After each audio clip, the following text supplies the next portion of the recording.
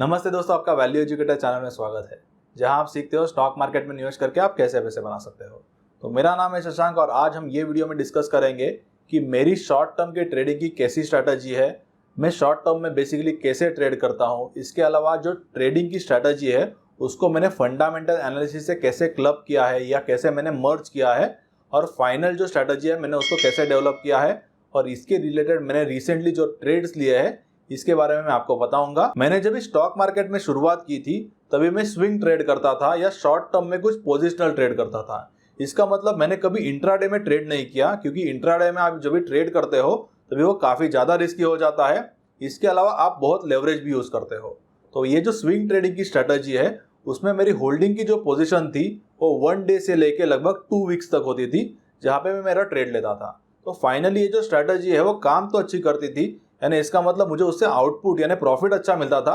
पर मेरे जो मीडियम टर्म के ट्रेड्स या जो लॉन्ग टर्म की इन्वेस्टमेंट के ट्रेड्स होते थे या इन्वेस्टमेंट के पोजीशंस होते थे तो वो जनरली मेरे मिस हो जाते थे। इसीलिए मेरा जो फोकस है वो बाद में मैंने इन्वेस्टिंग पर किया, और मैंने बाद में बैलेंस शीट हो गया, कैश फ्लोज हो गया, या इसके अलावा प्रॉफिट एंड लॉस स्टेटमेंट्स हो गया, इसके अलावा उनके जो प्रोडक्ट्स है, कंपनी जो मैन्युफैक्चर करती है, कंपनी की कौन मैनेजमेंट है, अलग अलग ये जो चीज़ें वो मैं रीड करने लगा। उनके कॉन्फ्रेंस कॉल जो होते हैं हर एक क्वार्टर में वो उनको मैं अटेंड करने लगा, उनकी जो ट्रांसक्रिप्ट है वो मैं पढ़ने लगा। बाद में मैं एजीएम यानी एनुअल जनरल मीटिंग जाने लगा। उसके बाद में मैंने इन्वेस्टर से बात की, जो उनके प्रमोटर्स है या जो मैनेजमेंट है इनके साथ डिस्कशन किया, और बाद में मेरा कंपनी लेवल का एनालिसिस या उनका जो बिजनेस है बेसिकली उसका जो अंडरस्टैंडिंग है वो काफ़ी बढ़ गया। मुझे समझ में आ गया कि उनके कॉम्पिटिटर्स कौन है, मैनेजमेंट उनके बिजनेस को कैसे रन कर रही है, इंडस्ट्री का बेसिकली फिलहाल में साइकिल क्या है।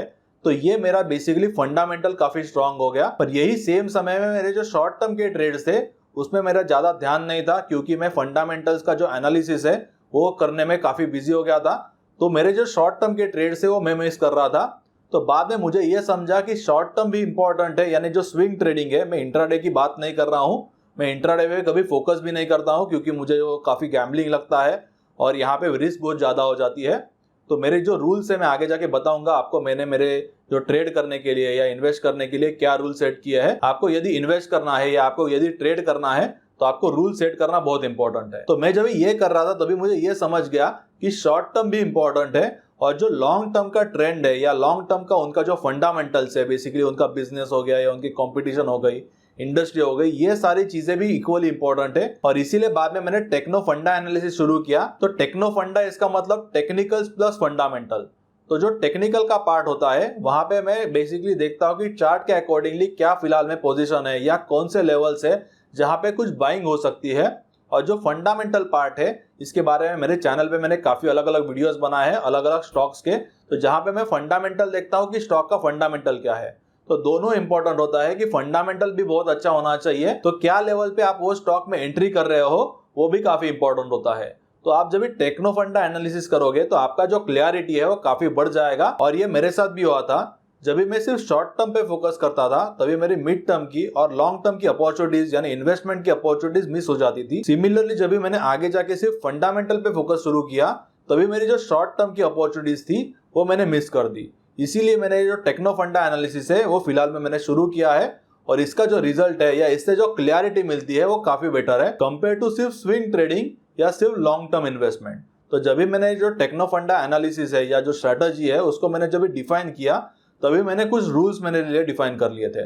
तो एक तो मैं कभी इंट्राडे करता नहीं हूँ, क्योंकि इंट्राडे में मुझे उतना ज़्यादा एक्सपीरियंस नहीं है या मुझे वो ज़्यादा रिस्की लगता है। इसके अलावा मुझे थोड़ा लगता है कि वो गैम्बलिंग जैसा है, तो मैं कभी इंट्राडे नहीं करता हूँ। सेकंड रूल मेरा ये है कि मैं कभी शॉर्ट नहीं करता हूँ, या इसके अलावा मैं कभी फ्यूचर की पोजीशन नहीं लेता हूँ, क्योंकि फ्यूचर की पोजीशन की जो लॉट साइज होती है वो काफी बड़ी लॉट साइज होती है, और सपोज स्टॉक नीचे भी आ जाता है तभी आप उसको कभी एवरेज नहीं कर पाते हो। यदि आपने एवरेज किया तो आपकी जो रिस्क है वो और बढ़ जाती है। तो इसीलिए मैं कभी इंट्राडे नहीं करता हूँ, कभी मैं फ्यूचर की पोजीशन नहीं लेता हूँ, और थर्ड मैं कभी शॉर्ट नहीं करता हूँ। तो मेरी जो पोजीशंस होती है बेसिकली वो मेरी सारी डिलीवरी की पोजीशंस होती है। मैं जो सारी पोजीशंस है उसमें कोई भी लेवरेज नहीं करता हूं। तो ये जो रूल्स है वो मैंने मेरे लिए सेट किए थे। तो इसका मतलब ये नहीं है कि मैं सिर्फ ट्रेड करता हूं, मेरा मेजरली जो फोकस होता है वो फंडामेंटल के लिए होता है, क्योंकि फंडामेंटल एनालिसिस करने के लिए बहुत ज़्यादा समय लगता है। हमें उनके जो सारे फाइनेंशियल है उसको स्टडी करना होता है, इसके अलावा उनके जो कॉम्पिटिटर्स है उनको स्टडी करना होता है, मैनेजमेंट को जाके मिलना होता है, इसके अलावा उनके जो एम्प्लॉयज़ हो गए या बाकी आप देखोगे तो जो वर्कर्स है उनको जाके मिलके बेसिकली जो ग्राउंड स्टोरी है उसको डेवलप होने के लिए काफी समय लगता है। पर आप सिमिलरली देखोगे तो जो शॉर्ट टर्म की ट्रेडिंग की पोजीशंस होती है तो चार्ट देख के आप बहुत ही कम समय में डिसाइड कर सकते हो कि आपको यहाँ पे बाइंग करनी है या नहीं। इसके अलावा मेरे ट्रेडिंग के लिए यानी स्विंग ट्रेडिंग या पोजिशनल ट्रेडिंग के लिए मैंने और एक रूल सेटअप किया है कि मैं वही स्टॉक में पोजीशंस लेता हूं या वही स्टॉक में वो ट्रेड करता हूं जो मेरे फंडामेंटल के पोर्टफोलियो में है। मैं कोई भी नए स्टॉक में ट्रेड नहीं करता हूं, यानी जो बी ग्रेड के स्टॉक्स है यानी जो स्मॉल कैप या मिड कैप से जो बेसिकली जिसका मैंने एनालिसिस नहीं किया है या वो मेरे पोर्टफोलियो में यानी लॉन्ग टर्म के पोर्टफोलियो में नहीं है।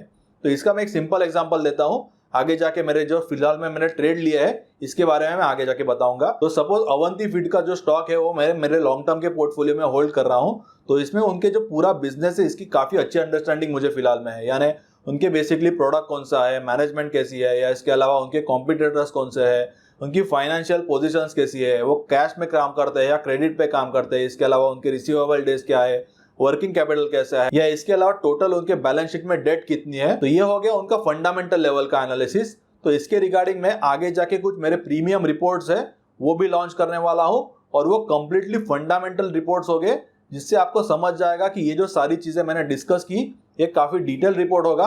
लगभग हम 20, 30, 40 पेजेस का ये जो रिपोर्ट है वो कंप्लीट रिपोर्ट प्लान कर रहे हैं। कंपनी जब स्टार्ट हुई थी उसके बाद में उन्होंने क्या क्या अलग अलग जो डिफिकल्टीज है वो फेस की, इसके बाद में उन्होंने कैसे ग्रो किया। तो अवंती फीड्स के केस में आप देखोगे तो 2008-9 के बाद उनकी जो ग्रोथ है वो बहुत ज्यादा हो गई थी, क्योंकि पर्टिकुलर एक जो स्ट्रीम की कैटेगरी है जिसको पी वेलामाई करके कहते हैं या व्हाइट स्ट्रीम कहते हैं, तो इसकी जो ग्रोथ है वो बहुत ज्यादा हो गई। तो ये कुछ टेक्निकल रीजंस है। तो ये फंडामेंटल का पार्ट हो गया जिसमें हम इंट्रिंसिक वैल्यू भी कैलकुलेट करते हैं। तो आप भी ये जो रिपोर्ट्स है उसको एक्सेस कर सकते हो। आपको नीचे मेरे कमेंट में जाके रजिस्ट्रेशन करना होगा, जो लिंक है आपको कमेंट में या डिस्क्रिप्शन में मिल जाएगी।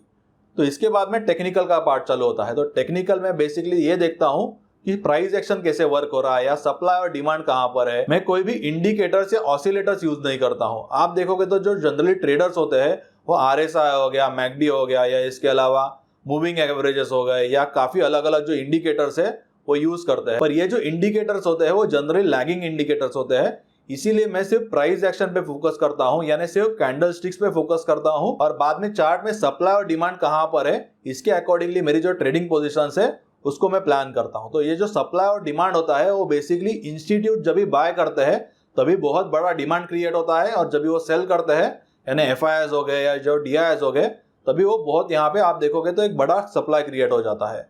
तो उसके अकॉर्डिंगली सपोज आप आपके ट्रेड्स यानी शॉर्ट टर्म के ट्रेड सेटअप करते हो तो आपका जो प्रोबेबिलिटी हो जाएगा विनिंग का वो काफी बढ़ जाएगा। आपका रिस्क टू रिवॉर्ड भी आप देखोगे तो काफी बढ़ जाएगा, यानी आपका रिवॉर्ड बढ़ जाएगा और उसके इक्विवेलेंट जो रिस्क है वो काफी कम हो जाएगी।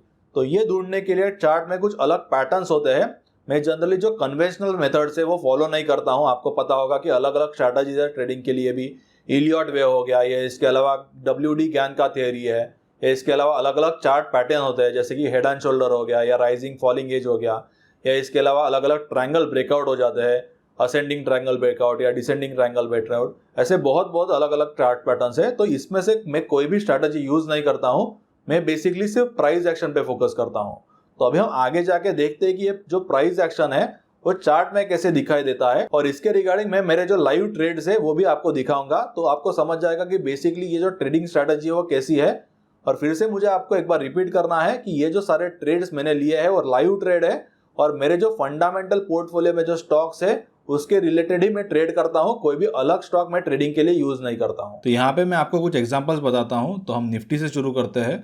तो निफ्टी का ये बेसिकली डेली का चार्ट है, और यहाँ पे मैंने जैसे कि आपको बताया था मैं कोई भी जो इंडिकेटर्स है वो यूज़ नहीं करता हूँ। कम्प्लीटली मेरा जो स्ट्रैटेजी है वो प्राइस एक्शन बेस्ड स्ट्रैटेजी है, यानी मैं सिर्फ यहाँ पे कैंडल स्टिक का यूज़ करता हूँ और सप्लाई डिमांड के जो लेवल्स है उनका यूज़ करता हूँ। तो यहाँ पे आप देखोगे तो मैंने ट्विटर पे भी डाला था। तो यहाँ पे आप देखोगे तो ये जो चार्ट है या ये जो कैंडल स्टिक है वो 9 मार्च और 10 मार्च का या 11 मार्च का आप कैंडल देखोगे तो यहाँ पे एक शार्प ड्रॉप हुआ है, और बाद में एक दिन के लिए थोड़ा राइज होके बाद में जो मार्केट है वो गैप डाउन होके काफ़ी नीचे चला गया था बाद में। तो यहाँ पे आप देखोगे तो इसको हम कंसोलिडेटिंग फेज बोलते हैं, या जिसको हम ड्रॉप बेस्ड ड्रॉप बोलते हैं। तो यहाँ पे आप देखोगे तो बहुत ड्रॉप हुआ है, बाद में यहाँ पे बेस या कंसोलिडेशन हुआ है और गैप डाउन होके वहाँ पे फिर से कंटिन्यूसली एक शार्प ड्रॉप हुआ है। तो आप यहाँ पे राइट साइड में फिर से देखोगे जो रिसेंटली हुआ था, यानी 8 जून को हुआ था। तो यहाँ पे एग्जैक्टली वो लेवल पे टच होके बाद में आप देखोगे तो यहाँ पे एक रैली हुआ है। तो यहाँ पे ये जो पैटर्न होता है वो जनरली काफ़ी अच्छी तरीके से चलता है। तो यहाँ पे आप देखो तो 10,300 लेवल से करेक्टली एक शार्प ड्रॉप मिला है। तो यहाँ पे जो सप्लाई है वो काफ़ी अच्छी तरीके से वो वर्क हुआ है। सिमिलरली आप यहाँ पे ड्रॉ करोगे तो ये बेसिकली एक डिमांड हो जाता है। तो इसके कुछ काफ़ी रूल्स है, एक्चुअली ट्रेंड लाइन के कुछ रूल्स है या सप्लाई डिमांड लेवल के कुछ रूल्स है। तो यहाँ पे मैं आपको एक सिंपल रूल बताता हूँ। तो जब भी आपकी ट्रेंड लाइन ब्रेक होती है तभी आपके नए लेवल्स फॉर्म होते हैं। तो यहाँ पे जो डाउन ट्रेंड लाइन ब्रेक हुई है तभी यहाँ पे आप देखो तो एक डिमांड लेवल फॉर्म हुआ है और सिमिलरली उसके ऊपर भी एक डिमांड लेवल फॉर्म हुआ है। तो जनरली जब भी डिमांड लेवल फॉर्म होते हैं तो वहाँ से आप देखोगे तो एक बाइंग का रिएक्शन मिलता है, जैसे कि यहाँ पर मिला था। सिमिलरली 9,182 ये जो लेवल है वहाँ पर भी जब ये निफ्टी आएगा तो यहाँ पे आप देखोगे तो कुछ रिएक्शन यानी जो बाइंग इंटरेस्ट है यहाँ पे हमें दिखने को मिल सकता है। सिमिलरली मैंने नीचे भी कुछ लेवल्स फाउंड किए हैं या ड्रॉ किए हैं। तो ये डिपेंड करता है कि कौन से लेवल्स है, उसमें क्या रूल्स है। हर एक जो लेवल है उसका वर्किंग प्रोबेबिलिटी अलग होता है। और ये जो सारे चार्ट्स है मैं तीनों टाइम फ्रेम पे यूज़ करता हूँ, डेली, वीकली और मंथली, क्योंकि मैं एक स्विंग ट्रेडर हूँ। मैं इंट्राडे में कोई ट्रेड नहीं करता हूँ।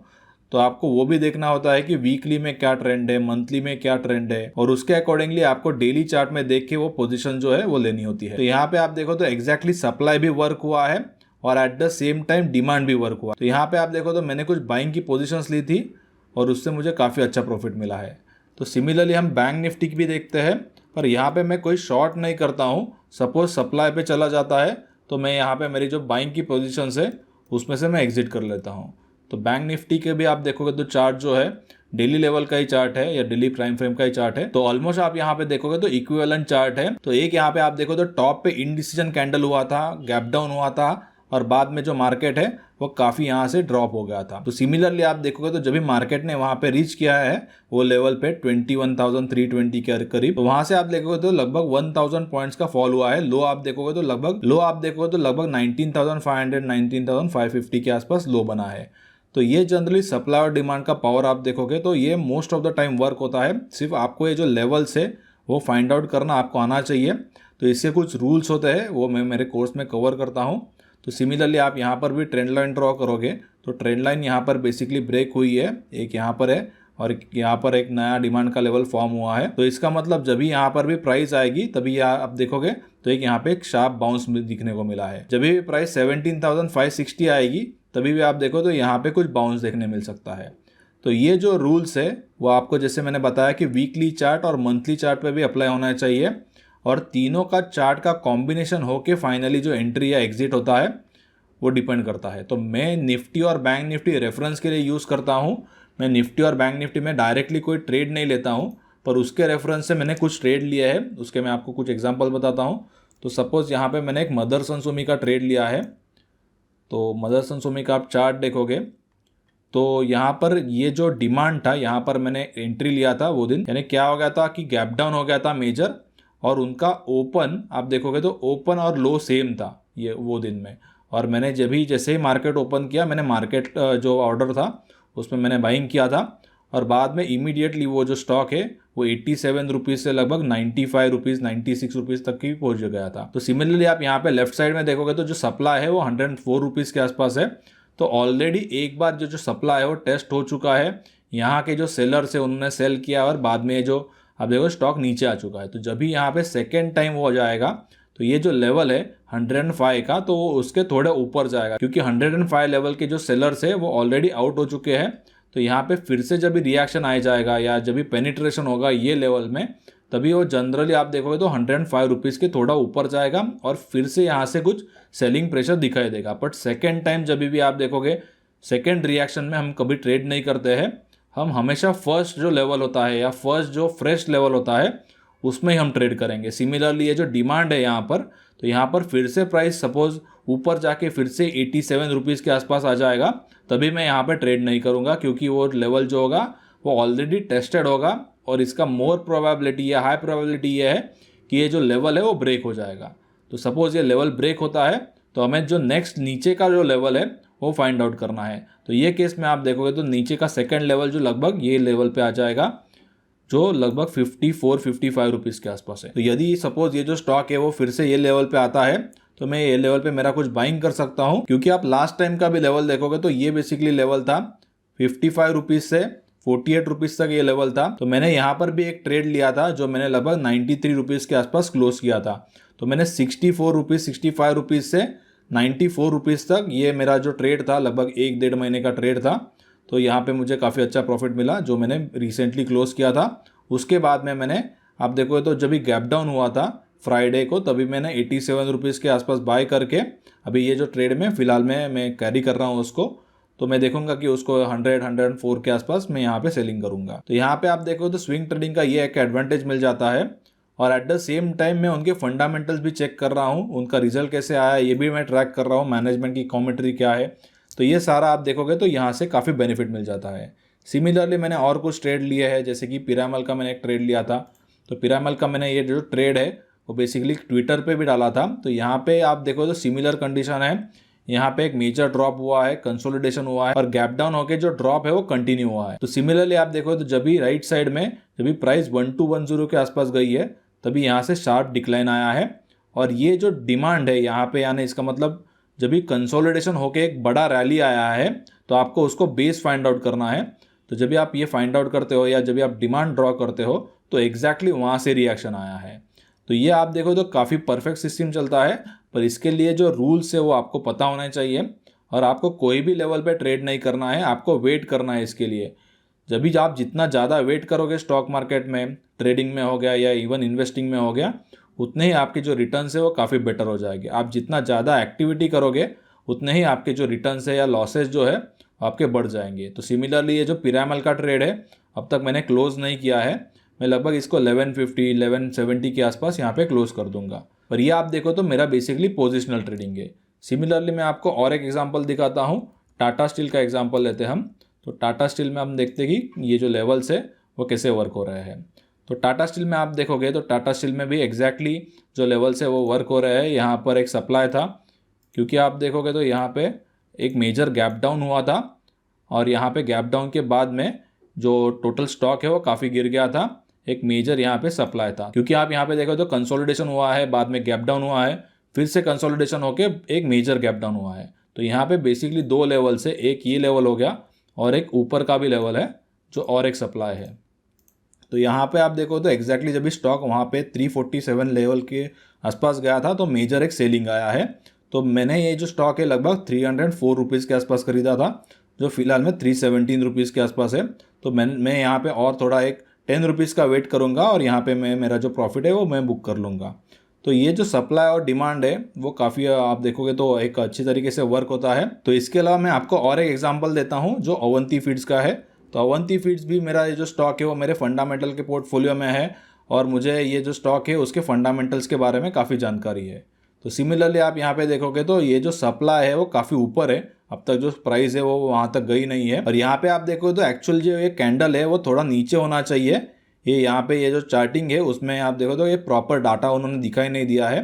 तो मेरा जो एंट्री है वो दिन मैंने लगभग, तो यहाँ पे मैंने वो दिन में 427 रुपीज़ में एंट्री किया था और एक्चुअल में वो फ्राइडे में क्या हुआ था कि जैसे ही मार्केट ओपन होके वो जो ओपन था वही basically most of the stocks का लो था। तो वो दिन सारे जो ऑर्डर्स थे मैंने वो मार्केट प्राइस पे डाले थे, क्योंकि मुझे एंट्री लेना था वहां पर, क्योंकि यहाँ पे मुझे पता था कि यहाँ पे एक अच्छा लेवल है। तो ये जो स्टॉक है वो मुझे लगता है कि 530 to 540 रुपीज़ के आसपास भी जा सकता है।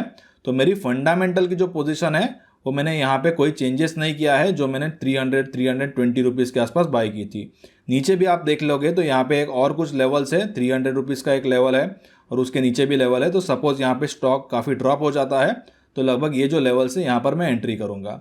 तो ये जनरली मुझे एडवांटेज मिल जाता है सप्लाई डिमांड ट्रेडिंग का, प्राइस एक्शन ट्रेडिंग का या स्विंग ट्रेडिंग का, जहाँ पे मैं इंटरमीडिएट में कोई पोजीशंस क्रिएट कर सकता हूँ और उसका मुझे फाइनली बेनिफिट मिलता है। और ऐसे जो चार्टिंग के टूल्स है यदि आप उनको प्रॉपरली यूज करते हो, फाइंड आउट करते हो डिमांड कहाँ पर है, सप्लाई कहाँ पर है, अलग अलग कैंडलस्टिक के पैटर्न भी होते हैं जैसे कि बुलिश एंगल्फिंग या बेरिश एंगल्फिंग, तो ये जो पैटर्न्स है वो काफ़ी अच्छी तरीके से वर्क होते हैं। इसके अलावा आपको ट्रेंड लाइन के कुछ रूल्स पता होने चाहिए कि ट्रेंड लाइन कैसे ड्रॉ करना है, ट्रेंड लाइन ब्रेक होने के बाद क्या होता है, लेवल्स कैसे फॉर्म होते हैं, डिमांड ब्रेक होने के बाद सप्लाई कहाँ पर फॉर्म होता है, सप्लाई ब्रेक होने के बाद डिमांड कहाँ पर फॉर्म होता है।